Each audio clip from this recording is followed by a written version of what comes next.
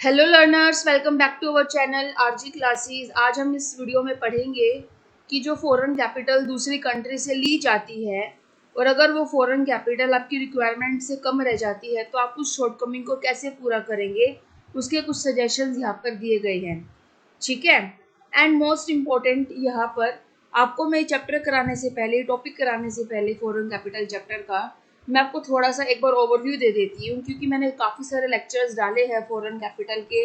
आप जाकर देखिएगा इंटरनेशनल बिजनेस एनवायरनमेंट की प्लेलिस्ट में, जिसमें मैंने स्टार्ट कराया था कि फॉरेन कैपिटल होती ही क्या है, कितने तरह से फॉरेन कैपिटल हमारे इंडिया में आ सकती है। ठीक है, इसकी एडवांटेजेस क्या मिलती है हमारे इंडिया को, क्या लिमिटेशंस देखने को मिलती है, और आज हम करेंगे सजेशंस। तो यहाँ पर आपको मैं ये चैप्टर एक एग्जाम्पल से स्टार्ट कराऊंगी, देन आपको मैं इसका एक ओवरव्यू दूंगी। ठीक है। सो आप एज्यूम कीजिए आपने अपने पेरेंट्स से 5,000 रुपये लिए। ये आपके पर मंथ की पॉकेट मनी है। आपको इस 5,000 रुपये से पूरा महीना चलाना है। ठीक है। अब आप ये देखिए, जो ये मनी है, money is a resource for you. Money क्या है? रिसोर्स आपके लिए, जो कि क्या है? स्कार्स है, लिमिटेड है। इसको हम लिमिटेड भी बोलते हैं। ठीक है। और आपकी जो वॉन्ट्स होती है वो क्या होती है? दरअसल यहाँ पर मैं आपको इकोनॉमिक्स के कॉन्सेप्ट को ले आई। हम पढ़ तो रहे हैं इंटरनेशनल बिजनेस एनवायरनमेंट का कॉन्सेप्ट, लेकिन मैं लेकर आई हूँ आपको इकोनॉमिक्स के कॉन्सेप्ट पर। ठीक है, मेरा कुछ यही तरीका है पढ़ाने का। तो आप इसको समझिएगा, आप इस कॉन्सेप्ट को लिंक कर पाएंगे तो आपको बहुत अच्छे से चीज़ें क्लियर होंगी। ठीक है। और इकोनॉमिक्स तो आप हर जगह देखने को मिलता है। इकोनॉमिक्स एक ऐसी चीज़ है, एक ऐसा, ये एक सब्जेक्ट होता है जो आप अपने डेली लाइफ में भी देखते हो, बट हमें नहीं पता होता कि जो हम डेली लाइफ में जो चीज़ हम देख रहे हैं वो चीज़ एक्चुअली हम पढ़ भी चुके हैं, है ना।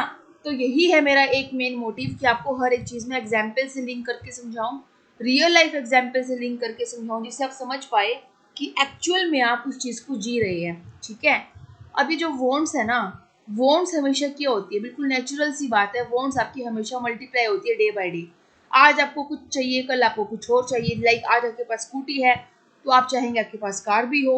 हर कोई, इवन इस वर्ल्ड में हर एक बंदा ऐसा होता है जिसकी जो इच्छाएं हैं वो कभी पूरी नहीं होती।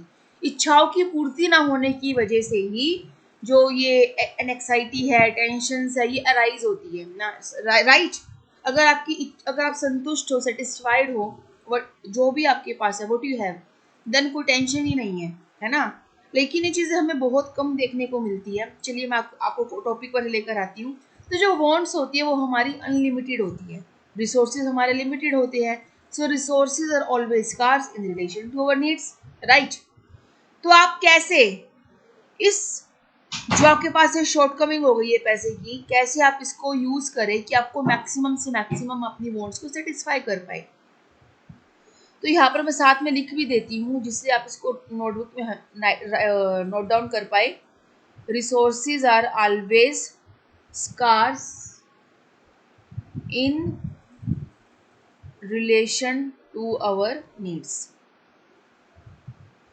तो आप इन रिसोर्सेज को कैसे डिस्ट्रीब्यूट करेंगे जिससे कि आप अपनी अलग अलग वांट्स को सेटिस्फाई कर पाए। यही सेम बात आपको ये हेडलाइन बता रही है इनडायरेक्टली वे से। कैसे? ध्यान से सुनिएगा। हमने दूसरी कंट्री से पैसा ले लिया, लेकिन जो पैसा हमारे पास है, क्या उस लिमिटेड पैसे से हम अपनी इंडिया की सारी प्रॉब्लम्स को दूर कर सकते हैं? सोचिए बात को आप, कि जो हमने फॉरेन कैपिटल ली है, क्या उस रिसोर्स का यूज करके क्या इंडिया अपनी सारी की सारी प्रॉब्लम्स को दूर कर सकती है? नहीं। तो इसका मतलब जो फॉरेन कैपिटल है वो हमेशा ही क्या रह जाती है? कम रह जाती है हमारी रिक्वायरमेंट के अकॉर्डिंग। एंड उस शॉर्टकम, जो हमारे पास शॉर्टकमिंग हो गई है, जो तंगी हो गई है फॉरेन कैपिटल की, उसको हम कैसे यूटिलाइज करें जिससे कि हम ज़्यादा से ज़्यादा अपने इकोनॉमी की, अपने कंट्री की डेवलपमेंट कर पाए, अपनी प्रॉब्लम्स को दूर कर पाए। यही सजेशंस आज आपको मैं इस चैप्टर में कराऊंगी। आया मज़ा समझकर चीज़ों को, कैसे लिंक मैंने बनाया इस चीज़ का? ठीक है, चलिए आगे स्टार्ट करते हैं। अब आपको मैं बताने वाली हूँ, जो बच्चे ये वीडियो पहली बार देख रहे हैं, खासकर उनके लिए मैं ये चीज़ थोड़ा रिपीट कर रही हूँ। और जो बच्चे सारी वीडियोस मेरी कंटिन्यू में देखते हैं, उनका रिवाइज हो जाएगा, ठीक है, क्योंकि जितना आप रेपिटेशन करोगे उतना वो चीज़ें आपकी लॉन्ग टर्म मेमोरी में जाएंगी। ओके, मैं पेन का कलर चेंज कर रही हूँ मैं पेन का कलर, तो आप जिससे क्लियरली विजिबल हो सारी चीज़ आपको। चलिए देखते हैं। देखिए, जो फॉरेन कैपिटल होती है ना, वो 3 तरीके से आपके हमारे इंडिया में आ सकती है। फॉरेन कैपिटल 3 तरीके से हमारे इंडिया में आ सकती है। पहला है फॉरेन एड। फॉरेन एड में क्या क्या होता है? कोई ग्रांट मिल गई, कंसेशनल लोन्स मिल गए, ठीक है। कंसेशनल लोन्स यानी वो लोन्स जिसमें रिपेमेंट पीरियड काफी ज्यादा होता है एंड जो रेट ऑफ इंटरेस्ट होता है लोन पर वो काफी कम होता है। अब ये लोन्स भी ना कई तरीके से होता है। आपने फॉरेन गवर्नमेंट से लोन लिया, आपने इंटरनेशनल इंस्टीट्यूशन से लोन लिया। थोड़ा आपको बता देती हूँ, ओवरव्यू दे देती हूँ थोड़ा सा आपको मैं, ठीक है। देखिए, पहला होता है फॉरेन एड, जिसमें आपके ग्रांट्स आते हैं, जिसमें आपका आता है कंसेशनल लोन्स। मैं C.L कर रही हूँ, समझ जाइएगा। अब कंसेशनल लोन्स भी कई तरह के होते हैं, जिसमें आपका होता है सॉफ्ट लोन, जो लंबे पीरियड के लिए दिए जाते हैं और कम रेट ऑफ इंटरेस्ट पे, ठीक है। एंड दूसरा आता है आपका प्रोजेक्ट लोन्स, जिसमें जो पैसा मिलेगा आपको लोन के थ्रू, उसमें साथ में कुछ कंडीशंस अटैच कर देंगे, जिसको टाई डेट भी बोल दिया जाता है, कि आपको हेल्प तो मिल रही है लेकिन कुछ कंडीशंस के साथ मिल रही है। तो वो होता है प्रोजेक्ट लोन, कि आपको वो पैसा सिर्फ उसी प्रोजेक्ट में लगाना होगा जो कंडीशंस लगाई गई है।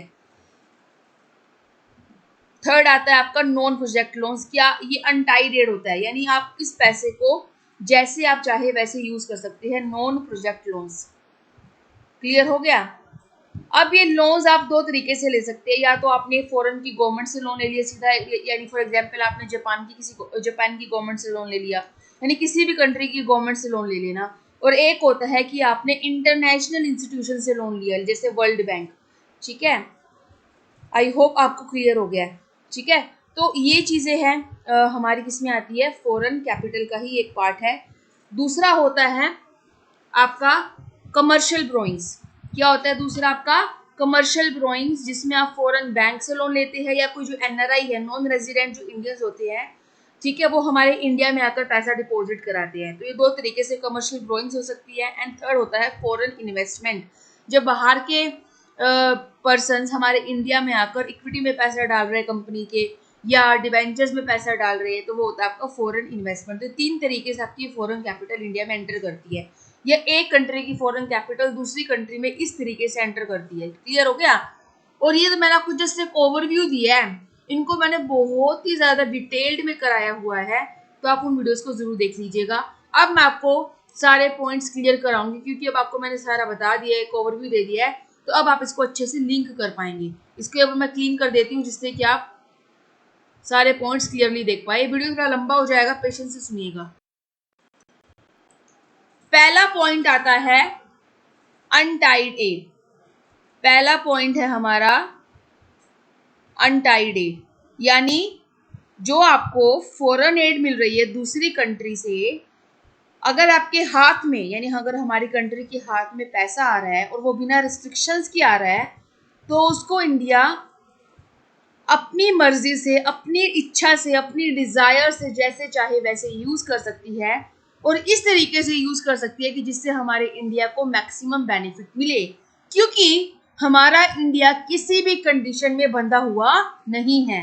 तो वो उसको बिल्कुल फ्रेश तरीके से, फ्रेश माइंड से उसको वो अच्छे से यूटिलाइज कर सकता है। आप खुद सोचिए, एक आपको किसी ने बांध कर रख दिया तो आप झटपट आएंगे, आप अच्छे से चीज़ों को यूज नहीं कर पाएंगे। और एक आपको बिल्कुल फ्री छोड़ दिया गया है, तो आप बिल्कुल स्ट्रेस फ्री होकर उस चीज़ को अच्छे से यूटिलाइज कर पाएंगे, ठीक है। दूसरा आता है लॉन्ग टर्म लोन। क्लियर, कि जब भी फॉरेन कैपिटल ली जाती है तो हमेशा यही अप्रोच रखनी चाहिए कि अगर हम कोई भी लोन लेते हैं या किसी दूसरी कंट्री के एग्रीमेंट में आते हैं, तो वो लॉन्ग टर्म एग्रीमेंट हो, वो लोन हम लॉन्ग टर्म पर्पस के लिए लें, यानी जिसमें हमारी इंडिया को काफ़ी लंबा समय मिल जाए उस क्योंकि लॉन्ग टर्म लोन क्या होते हैं, जिसमें आपका जो आपको पैसा दिया जाता है लोन पर, वो काफ़ी लंबे पीरियड के लिए दिया जाता है और काफ़ी कम रेट ऑफ इंटरेस्ट पर दिया जाता है। तो अगर हमारी इंडिया को एक जो लोन मिल रहा है दूसरी कंट्री से, अगर वो काफ़ी लंबे समय के लिए मिले तो हमारी इंडिया काफ़ी ज़्यादा एक तरीके से रिलैक्स हो जाएगी कि हमारे पास इतना टाइम पड़ा है कि इसकी हम पेमेंट आराम से कर सकते हैं। पहला पॉइंट लॉन्ग टर्म लोन का। इसी का दूसरा पॉइंट क्या है लॉन्ग टर्म लोन में, कि अगर आपको ये पता है कि मुझे इस पैसे को काफ़ी लंबे पीरियड तक, फॉर एग्जांपल 20-25 ईयर्स तक अपने पास रखना है, उसके बाद मुझे इसका प्रिंसिपल अमाउंट रिपे करना है, तो जो अनसर्टेनिटी का जो एलिमेंट होता है वो काफ़ी हद तक कम हो जाता है। क्लियर? एंड आप चीज़ों को पहले से ही प्री प्लान कर सकते हैं कि हमें इस पैसे को कहाँ पर लगाना है, कौन से लॉन्ग टर्म प्रोजेक्ट्स में लगाना है, जिससे कि हमें वहाँ से इनकम भी होती जाए और इस इनकम का यूज़ कर कर हम अपने लोन्स को रिपे भी कर पाए, जो इंटरेस्ट है उसको रिपे भी कर पाए। देखिए, अगर सारी चीज़ें पहले से ही प्री प्लान कर ली जाएगी, क्योंकि अनसर्टेनिटी काफ़ी कम हो गई लॉन्ग टर्म लोन की वजह से, तो इससे क्या होगा, जो हमारी इंडिया है अच्छे से उन चीज़ों को प्रोडक्टिव प्रोजेक्ट्स में लगाएगी। यहाँ से आपका थर्ड पॉइंट भी क्लियर हो जाता है कि जब उस लॉन्ग टर्म लोन को वो काफ़ी प्रोडक्टिव एक्टिविटीज़ में लगाएंगी, जैसे डैम्स के अंदर, इरिगेशन प्रोजेक्ट्स में, ठीक है, जिससे जो फार्मर्स उनको कोई किसी तरह की प्रॉब्लम ना हो इरिगेशन करने में। तो जब ऐसे प्रोडक्टिव एक्टिविटीज़ में, प्रोडक्टिव प्रोजेक्ट्स में, लाइक इंफ्रास्ट्रक्चर को इम्प्रूव करना, तो अल्टीमेटली क्या होगा, अल्टीमेटली चीज़ें हमारी जो इंडिया की इकोनॉमी है वो डेवलप होगी। इंडिया की इकोनॉमी जब डेवलप होगी तो लोग अपने आप में सक्षम हो जाएंगे, कैपेबल हो जाएंगे कमाने के लिए, ठीक है, एम्प्लॉयमेंट मिलेगी लोगों को। एंड दूसरी तरफ जब लोगों की इनकम इंक्रीज होगी तो इनकम इंक्रीज होने की वजह से हमारी कुछ परसेंटेज तक सेविंग्स भी इंक्रीज होंगी और बैंक में वो पैसा जाएगा और बैंक अल्टीमेटली उस पैसे को कंपनीज को क्या करेगी, बोरो करेगी, ठीक है, कंपनीज को क्या करेगी, लोन पर देगी, सॉरी, कंपनीज को क्या करेगी, लोन पर देगी, जिससे कि वो पैसा अल्टीमेटली क्या होगा, प्रोडक्टिव एक्टिविटीज में यूज होगा। तो पूरी एक ही साइकिल होती है जो चलती रहती है। तो कहने का मतलब क्या है कि जब हमारी इकोनॉमी डेवलप हो जाएगी आने वाले सालों में, तो हमें फॉरेन कैपिटल की जो तंगी है वो ऑटोमेटिक क्या हो जाएगी, दूर हो जाएगी, क्योंकि हमें नीड ही नहीं पड़ेगी कि हम बाहर से पैसा लें। ठीक है, आई होप आपको बच्चों ये तीनों पॉइंट क्लियर हो गए हैं। अगर कोई भी डाउट है ना तो आप मुझसे कमेंट में जरूर पूछ सकते हैं। ठीक है, फोर्थ पॉइंट आता है मोर एड फ्रॉम इंटरनेशनल इंस्टीट्यूशंस। जरूरी नहीं है कि आपको किसी कंट्री की गवर्नमेंट से लोन लेना है। ठीक है, कई बार क्या होता है कि कई बार हमने लोन ले लिया गवर्नमेंट से, लेकिन फिर भी हमारे पास शॉर्ट कमिंग रह गई है पैसे की और आपको अर्जेंटली पैसा चाहिए, तो आप किसी भी इंटरनेशनल इंस्टीट्यूशन को भी अप्रोच कर सकते हैं, जैसे वर्ल्ड बैंक हो गया। ठीक है, वर्ल्ड बैंक का प्राइमरी एम ही क्या होता है कि जो कंट्रीज युद्ध से प्रभावित हुई है, वॉर से डिवेस्टेड हुई है, उनको वापस से रिकंस्ट्रक्ट करना। ठीक है, तो आप जो इंटरनेशनल लेवल पर ऑर्गेनाइजेशंस बनाए गए हैं, इंस्टीट्यूशंस बनाए गए हैं, आप उनसे भी हेल्प ले सकते हैं, जैसे आईडीए हो गया। ठीक है, आई होप आप क्लियर कर पा रहे हैं। जैसे आपका आईडीए हो गया, ये क्या आपका इंटरनेशनल लेवल का क्या है, ऑर्गेनाइजेशन है, तो आप यहाँ से भी हेल्प ले सकते हैं। इंटरनेशनल मॉनिटरी फंड हो गया, वर्ल्ड बैंक हो गया।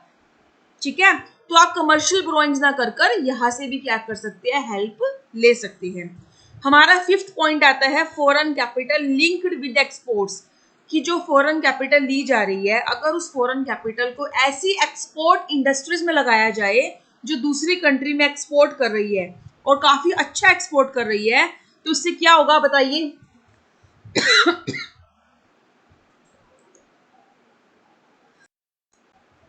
एक्सपोर्ट करने से फॉरेन करेंसी आएगी हमारे इंडिया में दूसरी कंट्री से। सीधी सी बात है, अगर अच्छी फॉरेन करेंसी हमारे इंडिया में आ रही है, अगर हमारे इंडिया के एक्सपोर्ट्स ज़्यादा है, इम्पोर्ट्स कम है, तो जो बैलेंस ऑफ ट्रेड है वो हमारा सरप्लस में हो जाएगा या बैलेंस ऑफ पेमेंट हमारा सरप्लस में हो जाएगा।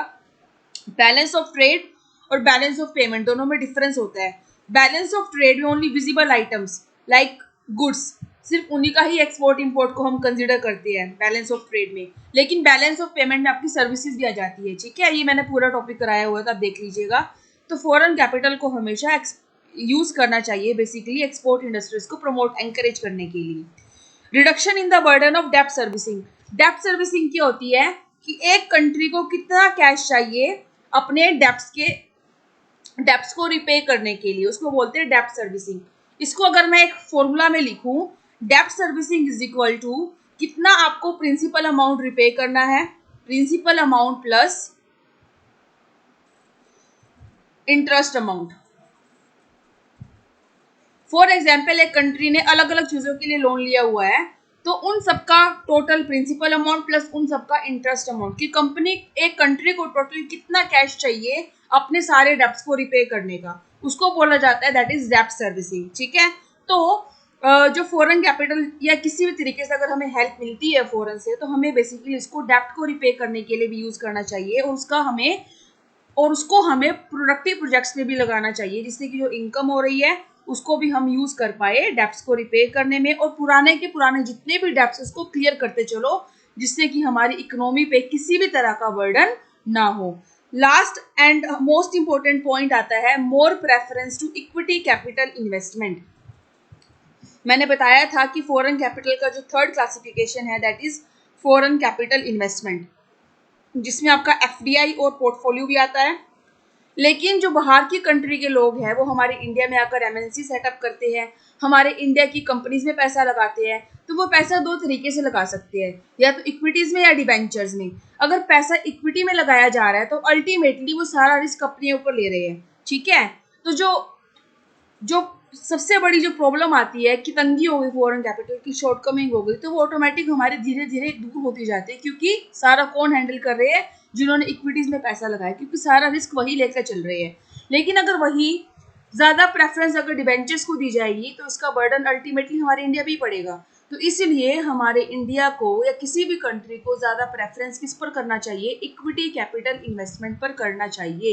एंड इक्विटी कैपिटल में जो इन्वेस्ट करते हैं कहीं ना कहीं वो उस कंपनी के ओनर्स भी बन जाते हैं, रियल ओनर्स। ठीक है, एंड इस तरीके से उनको मैनेजमेंट में भी डिसीजन लेने का पूरा मौका मिलता है, पार्टिसिपेट करने का पूरा मौका मिलता है, तो कहीं ना कहीं वो चीज़ें हमारी काफ़ी हद तक दूर हो जाती है। तो आई होप बच्चों आपको क्लियर हो गया कि कैसे हम फॉरेन कैपिटल से होने वाली शॉर्टकमिंग को दूर कर सकते हैं। ये सारे सजेशन आई होप आपको अच्छे से क्लियर हो गए हैं। तो अगर आपको कोई भी प्रॉब्लम आती है तो आप कमेंट सेक्शन में पूछ सकते हैं। एंड यहाँ पर एक कंक्लूजन भी दिया गया है,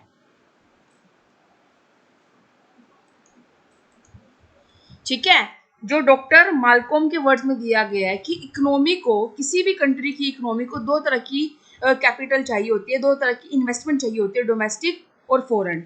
डोमेस्टिक इन्वेस्टमेंट तभी होगी जब लोगों की सेविंग्स इंक्रीज होगी बैंक्स में, और सेविंग्स इंक्रीज होने की वजह से बैंक उसको आगे प्रोडक्टिव चीजों में चैनलाइज कर पाएगा। ठीक है, लेकिन ये सारी चीजें तभी होंगी जब फॉरेन इन्वेस्टमेंट की शुरुआत होगी, जब फॉरेन कैपिटल हमारे इंडिया में आना स्टार्ट होगी, क्योंकि उसी को यूज करके हमारी इंडिया की गवर्नमेंट हमारी इंडिया की डेवलपमेंट को बूस्ट करेगी, उसको प्रोडक्टिव एक्टिविटीज में लगाएगी, तब जाकर चीजें हमारी बेहतर होगी। यहाँ पर आपको मैं एक साइकिल बनाकर दिखाती हूँ जो मोस्ट इंपॉर्टेंट है। वीडियो लंबा हो जाएगा लेकिन सुनना पूरा आपको। देखिए, इंडिया में क्या आ रही है, फॉरेन कैपिटल आ रही है, FC that is foreign capital. ठीक है, फॉरेन कैपिटल आने की वजह से वो पैसा कहाँ पर लग रहा है, मानकर चलिए प्रोडक्टिव एक्टिविटीज में लग रहा है, लाइक डैम्स में, इरिगेशन प्रोजेक्ट्स में, इंफ्रास्ट्रक्चर को इम्प्रूव करने के लिए ब्रिजेस बनाए जा रहे हैं। ठीक है, तो क्या वो काम अपने आप हो जाएगा मशीन्स के थ्रू? उन मशीन्स पर काम करने के लिए हमें क्या चाहिए, लेबर चाहिए। तो लेबर होने की वजह से क्या होगा, एम्प्लॉयमेंट इंक्रीज होगा। क्या इंक्रीज होगा, एम्प्लॉयमेंट इंक्रीज होगा। एम्प्लॉयमेंट इंक्रीज होने की वजह से उनकी क्या इंक्रीज होगी, इनकम इंक्रीज होगी। इनकम इंक्रीज होने की वजह से क्या इंक्रीज होगा, स्टैंडर्ड ऑफ लिविंग इंक्रीज होगा। क्लियर हो रही है बात मेरी? एक तो आप बैठे हो बेरोजगार, आपके पास कुछ भी इनकम नहीं हो रही, तो क्या चीजें खरीदोगे, अपनी अपनी इच्छाओं को पूरा कर पाओगे, नहीं पूरा कर पाओगे। आपको जॉब मिल गई, आपको रोजगार मिल गया, आपके हाथ में सैलरी आ रहा है, पैसा आ रहा है, तो आप उस पैसे को यूज करके अपनी सारी इच्छाओं को पूरा कर पा रहे हैं, आपकी स्टैंडर्ड ऑफ लिविंग इंप्रूव हो रही है। अब आपको मिल रहा है महीने का 60,000 रुपया, तो आप 60,000 खर्च कर दोगे? नहीं, आप उसमें से सेविंग भी करोगे। 60 में से अगर आप 20,000 भी सेव कर रहे हो तो इसका मतलब क्या है कि वो 20,000 बैंक्स में जा रहा है, आप बैंक में डिपॉजिट करा रहे हैं। तो वो जो बैंक के पास 20,000 गया पैसा, बैंक उसी पैसे को आगे क्या करेगी, लोन पर देगी कंपनीज को, और जिससे कंपनीज वापस उसका क्या करेगी, एक्टिविटीज में यूज करेगी, और इसी तरीके से हमारे इंडिया में कैपिटल फॉर्मेशन होगा। सो आई होप ये जो साइकिल है ना, आपको बुक्स में कहीं पर भी नहीं मिलेगी। ये साइकिल कॉन्सेप्ट से क्रिएट करके बनाई गई है, और आपको कॉन्सेप्ट क्लियर कराने के लिए बनाई गई है। जब भी कंट्री फॉरेन इन्वेस्टमेंट करती है, या जब भी कंट्री दूसरी कंट्री से कोई कैपिटल ले रही होती है, तो काफी सारी चीजें ध्यान में रखी जाती है जिससे कि उसका मिसयूज ना हो। ठीक है, काफ़ी सारी और वो सारी चीज़ें गवर्नमेंट की सुपरविजन में होती है और काफ़ी सारे सेफगार्ड्स को ध्यान में रखकर वो चीज़ें बनाई जाती है। सो आई होप बच्चों आपको क्लियर हो गया है कि फॉरेन कैपिटल की शॉर्टकमिंग्स को कैसे ओवरकम किया जाए। सारे सजेशन आई होप आपको अच्छे से क्लियर हो गया है। तो वीडियो अच्छा लगे तो लाइक ज़रूर कर दीजिएगा, बच्चों को शेयर कर दीजिएगा अपने दोस्तों को, जिससे उनके भी डाउट्स दूर हो जाए। मिलते हैं नए वीडियो में। कल आपसे मैं बात करूंगी मल्टीनेशनल कॉर्पोरेशंस के बारे में, जो मोस्ट इंपॉर्टेंट टॉपिक है। If you have any doubt, then you can tell me in comment section. I will resolve your all doubts. So thank you. Take care. Bye bye.